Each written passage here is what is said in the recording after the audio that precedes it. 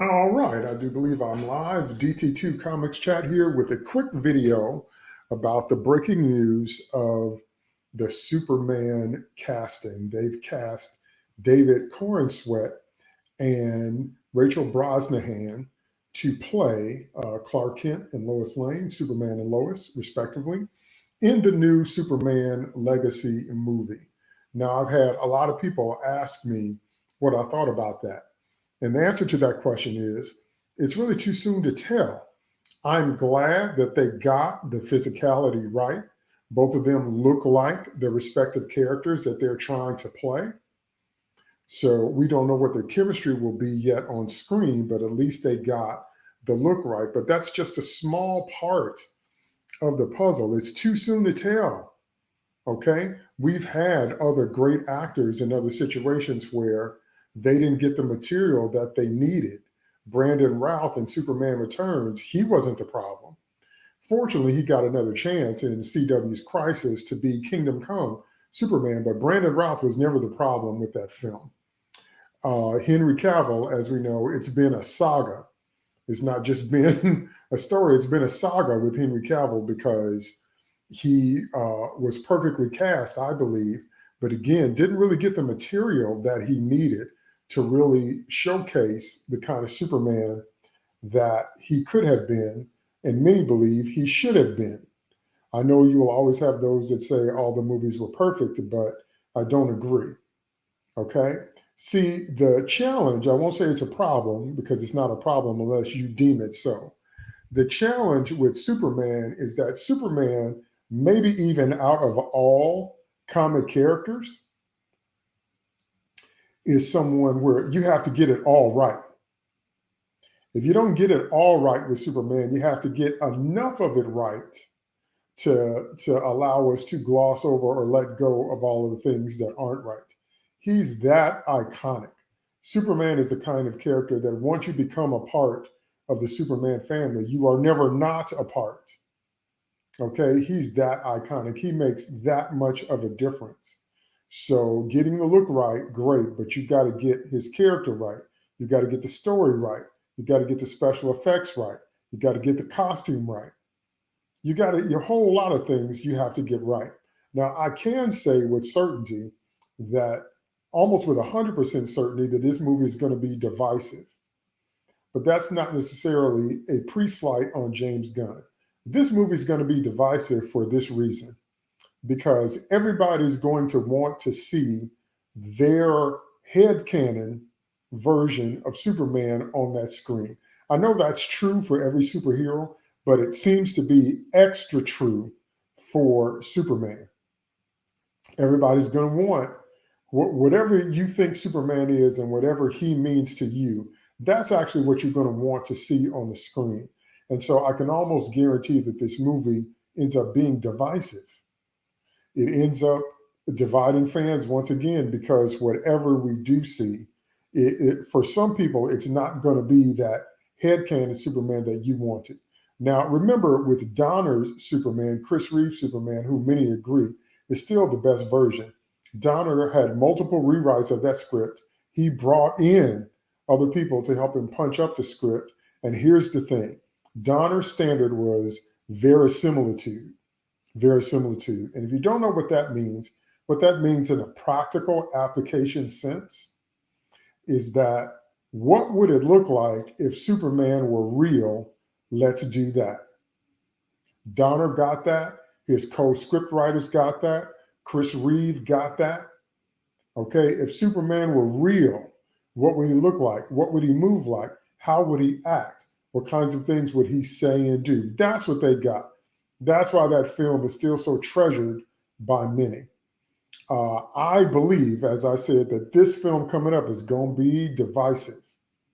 It's going to be divisive because it's not going to be everyone's specific or particular headcanon. And we live in a time where people just go crazy about that, where people just argue about that, where people just kind of lose their minds if it wasn't, and we can argue about that all night, whether or not that's right or wrong. But if you want the movie to succeed, you have to have more people like it than not. Let me say that one more time. If you want the movie to succeed, you have to have more people like it than not. I do not want to see what some would consider a woke version of Superman. And what I mean by that is where Lois is disrespecting him in a very real way every other turn. Now, Lois is snarky. Lois has always got a mouthful of comments. Lois is her own person. She's got a strong personality. All of that is Lois Lane. And all of that is cool. I mean, if you know anything about Lois, go back to the first comic. Go back to her first appearance. Lois Lane has always been that way. That's not that big of a deal. But if she's disrespecting Superman, if she's everything you can do, I can do better, if she's insulting him, I don't want to see that. I'm not going to see that either, if that's the tenor and the tone of this film. So my overall point is that we have to wait and see. There's so many other factors. Now, me personally, this is just me. Hold on, gotta take a drink.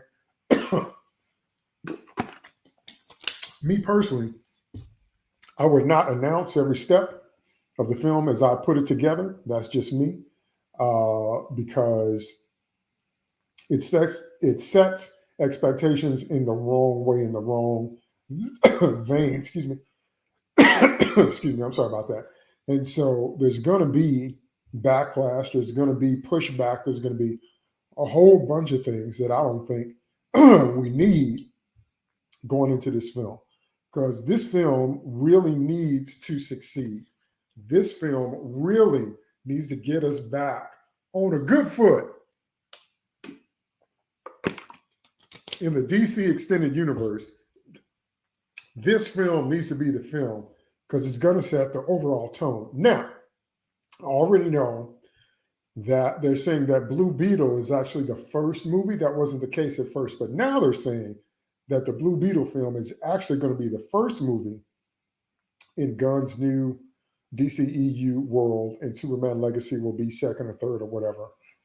So, but it's all about tone. It's all about setting expectations. It's all about how are our heroes going to behave. So my overall point is that it's much too soon, even with these great looking actors that physically fit the bill. It's much too soon to be drawing any type of solid conclusions in the process. And also, and I've said this in other videos, I do believe that's right. That's right. Steve Smith says, get us back on the good foot. That's right. DC needs to be DC. Now, I'm glad he said that.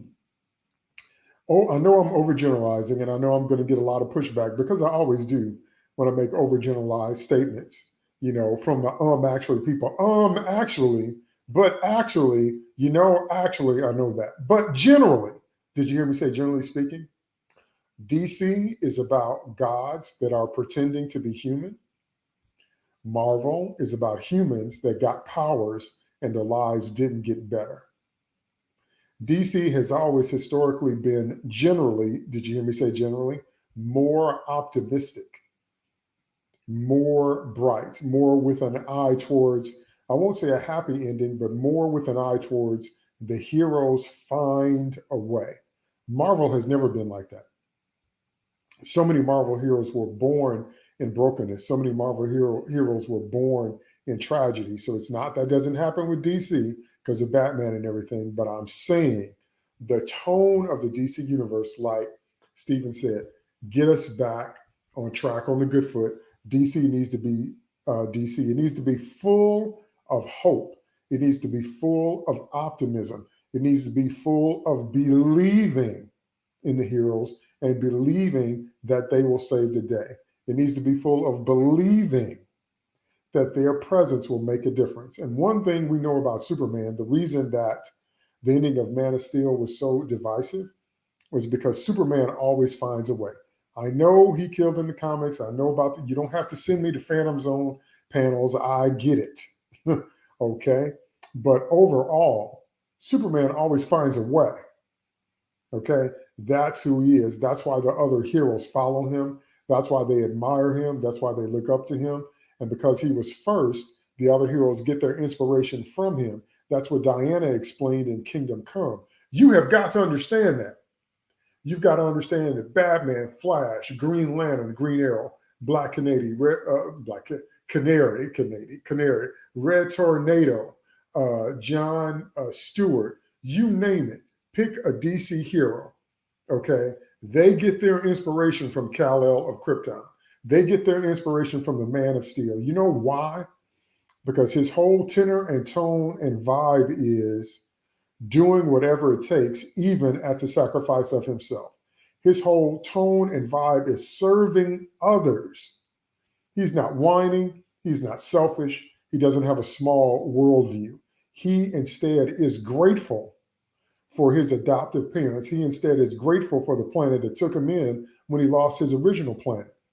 Okay? And he'd rather spend his days using his powers to serve mankind, to inspire people, to help people to be better versions of themselves, better citizens, better examples for the world. That's Superman. If you don't understand that, I don't care what other kind of story you put him in. If you don't understand that, it's not going to feel like Superman. It just isn't. It just isn't. I also hope it's not another, bait and switch where this movie is actually about John, their son, Jonathan Kent.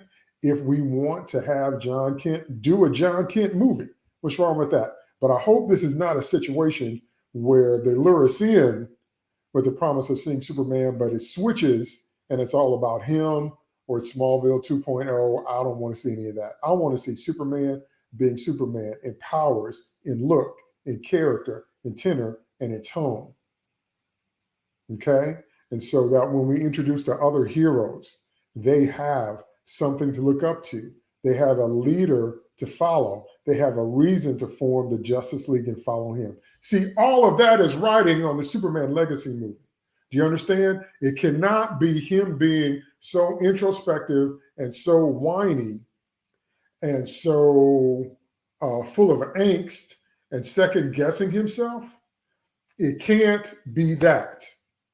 Okay? It's got, even if he has moments of doubt, it's got to be him being confident, making decisions, and giving people an example to follow, because that's who Superman is. There's nothing that can be done to erase that image we have of him.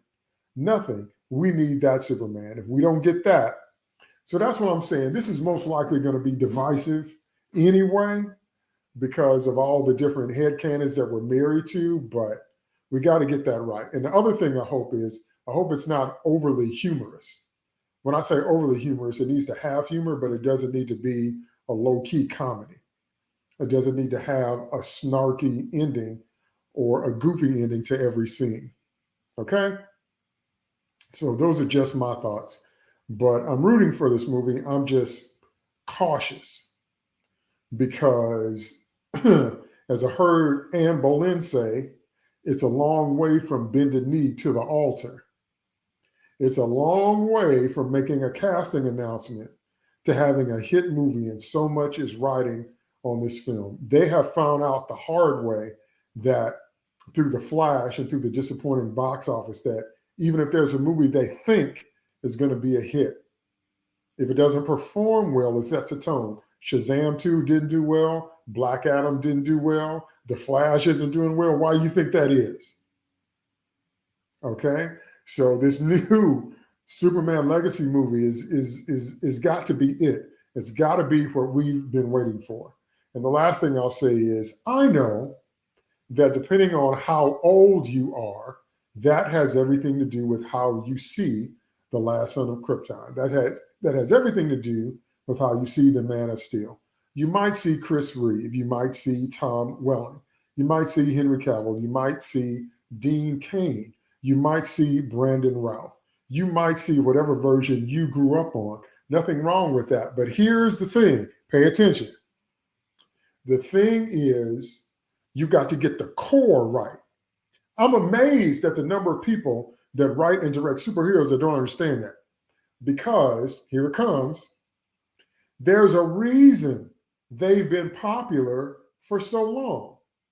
People talk about there's superhero fatigue setting in. No, there's not. How can there be superhero fatigue when Superman has not been out of print since 1938? And Batman has not been out of print since 1939. How can there be fatigue? Remember, in 2038, that will be 100 years of Superman. that's going to be a great year. The fatigue is with bad stories.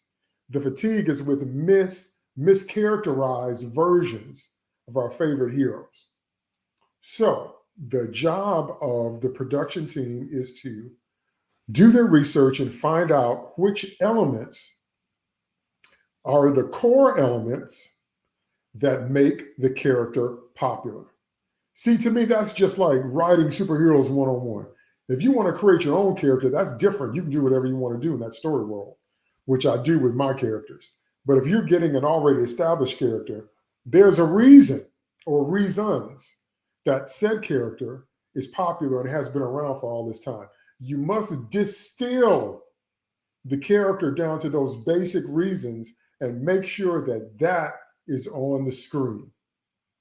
The red, the blue, the yellow, the shield, the cape is the visual. The shirt rip when he changes from Clark to Superman. But more than anything else, the fact that he has the powers of a god, but he cares. He cares. He cares about all citizens, regardless of ethnicity, regardless of age. He cares about cats and trees. He cares. And he cares because he's grateful that the Kents didn't turn him into a government science experiment. That's what happened in Flashpoint. That's what would have happened if Jonathan and Martha had taken him in, put their lives on the line, and raised that young man as a human, raised him to have Midwestern values, raised him to be grateful for the planet that took him in. Because without the Kents, you do realize they would have captured Superman. They would have disabled Superman once they found out about kryptonite, and they would have tried to clone him. You understand that, right? If the government had known who Clark was as a baby, they would have taken him from the Kents and used him to make an army of super soldiers. Can you imagine the governmental power for any government on the planet that has an army of supermen? And that's a little bit what Red Sun was about. But the point I'm trying to make is that Clark gets that. Clark gets that without the intervention of the Kents, he's either a government science experiment or a circus freak. His life would have been different. So out of love and gratitude for the fact that he was given love, he serves. That's the core of the character. And if you get that wrong, then it ain't Superman. All right. So I just wanted to jump on here because people have been asking me about that, what I thought about this casting. And again, my thoughts are it's too soon to tell. It's a good start in terms of physicality, but there's a long way to go to make sure that this is really the Superman movie that's going to set the tone for the new DC Extended Universe. All right, that's it for this quick live. Don't forget to like this video, share it, leave me some comments below. That really helps the algorithm. So Steven says, leave the classic characters as they are. Right again, that's right. Don't need to change them, don't need to morph them, don't need to do anything. You just need to put the right interpretation in terms of getting the core right on the screen, and people will show up. And how do we know that? Because they've been doing it for almost 100 years. Why would you not want to tap into the momentum of a character that's been around almost 100 years? So don't forget to ring the bell so you know when I drop new stuff. And thank you so much for watching this video. I'm happy to share my thoughts with everyone, and I will see everybody in the next live.